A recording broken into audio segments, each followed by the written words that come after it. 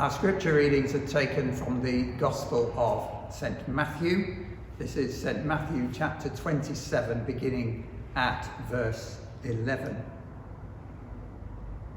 Jesus stood before the governor, and the governor asked him, "Are you the king of the Jews?" "Yes, it is as you say," Jesus replied. When he was accused by the chief priests and the elders, he gave no answer. Then Pilate asked him, "Don't you hear the testimony they are bringing against you?" But Jesus made no reply, not even to a single charge, to the great amazement of the governor. Now it was the governor's custom at the feast to release a prisoner chosen by the crowd. At that time they had a notorious prisoner called Barabbas. So when the crowd had gathered, Pilate asked them, "Which one do you want me to release to you, Barabbas or Jesus who is called Christ?" For he knew it was out of envy that they had handed Jesus over to him. While Pilate was sitting on the judge's seat, his wife sent him this message: "Don't have anything to do with that innocent man, for I have suffered a great deal today in a dream because of him." But the chief priests and the elders persuaded the crowd to ask for Barabbas and to have Jesus executed. "Which of the two do you want me to release to you?" asked the governor. "Barabbas," they answered. "What shall I do then with Jesus who is called Christ?" Pilate asked. They all answered, "Crucify him." "Why? What crime has he committed?" asked Pilate. But they shouted all the louder, "Crucify him." When Pilate saw that he was getting nowhere, but that instead an uproar was starting, he took water and washed his hands in front of the crowd. "I am innocent of this man's blood," he said. "It is your responsibility." All the people answered, "Let his blood be on us and on our children." Then he released Barabbas to them, but he had Jesus flogged and handed him over to be crucified. Today we're going to spend some time reflecting on the events of that first Good Friday from some other different perspectives. And the title of these devotions is "For Men, 3 Crosses." And in our first hour, our attention will be on the events from the perspective of Barabbas. Now, first, I have to say that we know really relatively little about Barabbas. His name is actually quite interesting. The first part, B-A-R, bar, if you like, signifies the son of. And then Abba, that signifies a close, intimate relationship between a father and his child, as well as the childlike trust that a young child puts in his daddy. That's what Abba really means. You've probably heard that name before. It's actually a very endearing term, and it's something that tells of a very close relationship with the Father. You remember when Jesus was praying in Gethsemane, and he addresses his Father as Abba, Father. It's not a name actually that you would associate with a rough criminal like Barabbas. According to Luke's Gospel, Barabbas had a background of violent criminality. Now he seems to have reached the end of the road. He'd been thrown into prison for his part in a violent uprising that had happened in Jerusalem. Many believe that he was a leader of the Jewish patriots who wanted to drive out the detested Romans from the city. And so maybe to some Jews, he was a freedom fighter. But as you know, one person's freedom fighter can be another person's terrorist. And Mark chapter 15, verse 7 tells us that he was in prison with the rest of the insurrectionists who had committed murder in the uprising. So to the Roman governors, Barabbas was guilty as charged, if you like. No doubt about that. He'd been caught, he'd been convicted, and he'd been condemned. Condemned to be crucified, to be tied and hung to a wooden cross, raised up for all to see. He must have seen that punishment meted out to others, so he would know only too well what it entailed: the pain, the bloodshedding, the agony, the mockery, the bitter disgrace, the stones, the death itself, and after which his body will be torn to shreds by the crows. And there he lay in his pitch-dark prison, surrounded no doubt by stench and blackness, and he lay awaiting his cross. Now, what do you think a man thinks about the night before he's due to be executed? Think about that for a few moments.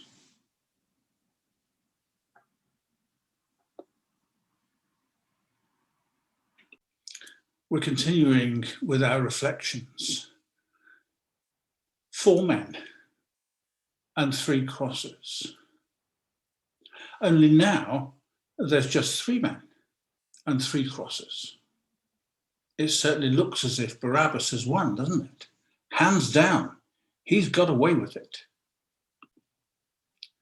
So now Pilate has Jesus flogged and handed him over to be crucified. And Barabbas, now a free man, probably turned around just briefly as he made his escape. And there in the courtyard, surrounded by the angry mob, Jesus stood, bound to the whipping post that had been reserved for Barabbas.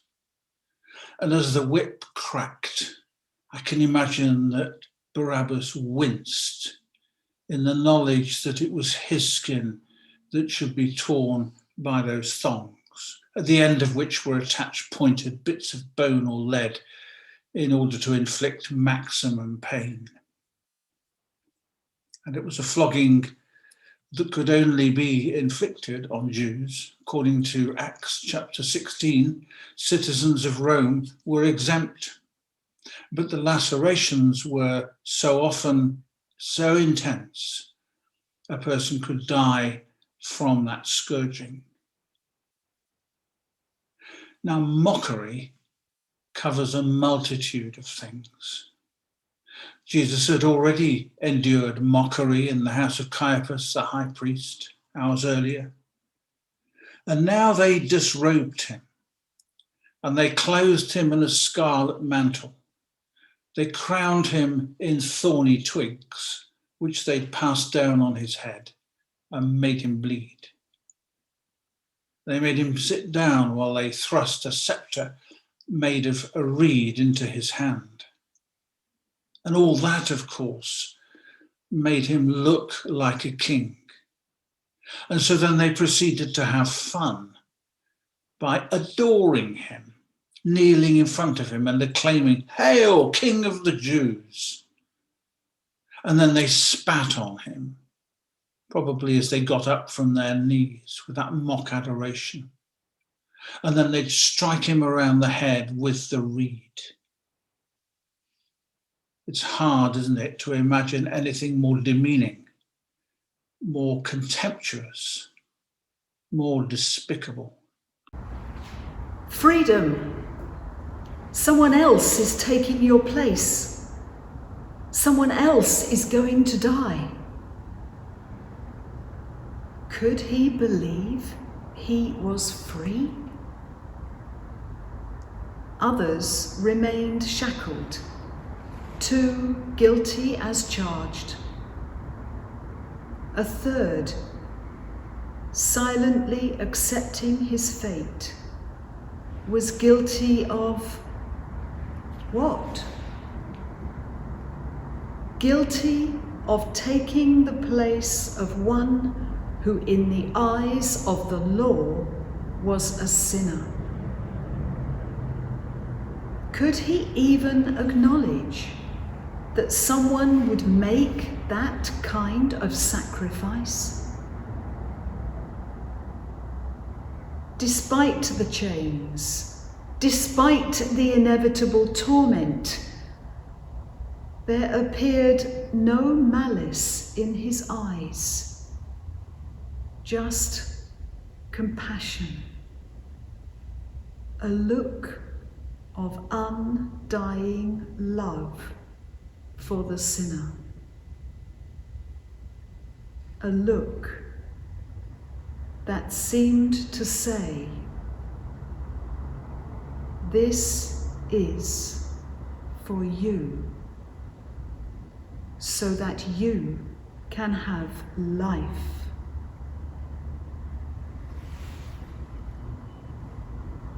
Wherever I find myself, Lord, I can seek your love. Wherever I stand, Lord, I can acknowledge your sacrifice. Wherever I am, Lord, you look toward me, saying, "This is for you." Lord, remember me.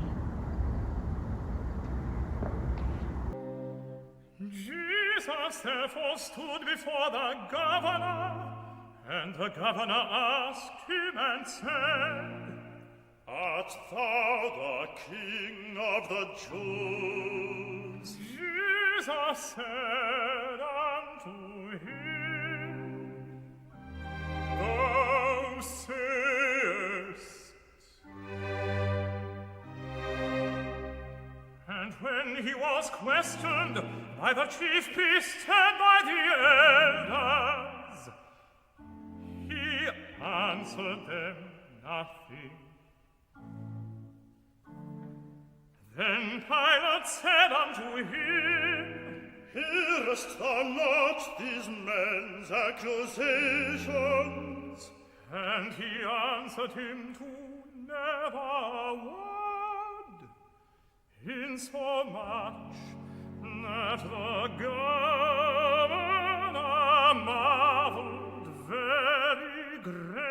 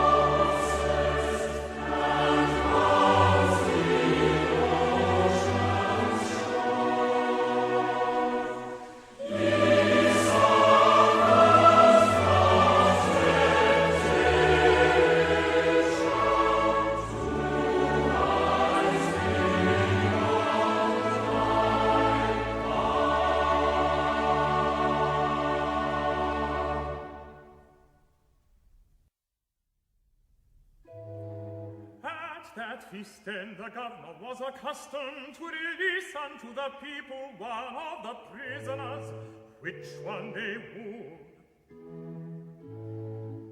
Now at that time the governor had a prisoner, more notable than the others, whose name was Barabbas. And when they were all assembled, Pilate said unto them, Whom will ye that I release unto you, Barabbas or Jesus, of whom it has been said he is Christ? For Pilate knew that it was for envy that they had delivered him. And when he was at the judgment seat, came one that his wife had sent, and said unto him, Have thou nothing to do with this just person? For I have suffered many things in a dream because of him.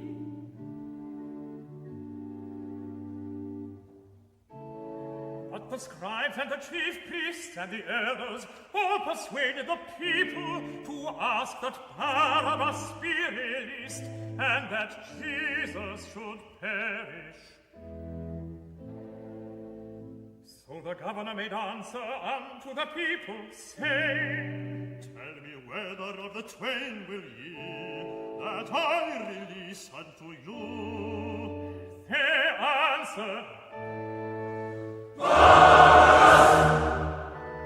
And Pilate said to them, What then shall I do unto Jesus, of whom 'tis said that he is Christ? They all made answer,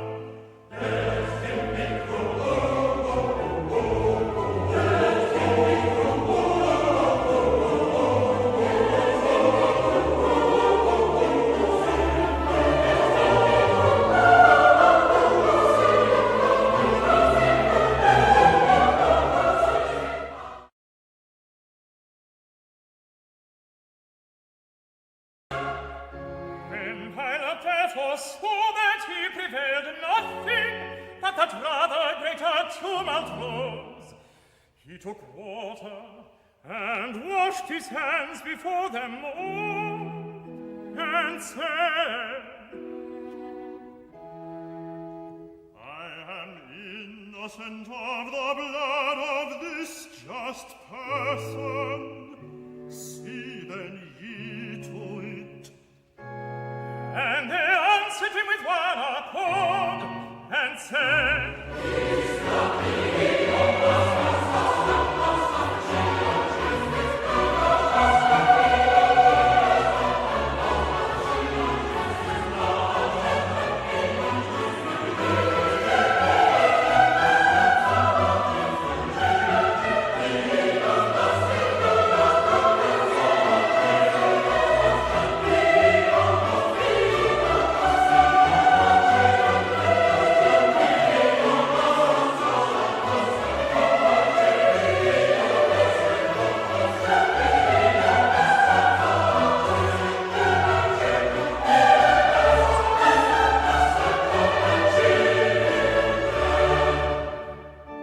Then did he set Barabbas free, and when Jesus had been scourged, he delivered him up unto them, that he might be crucified.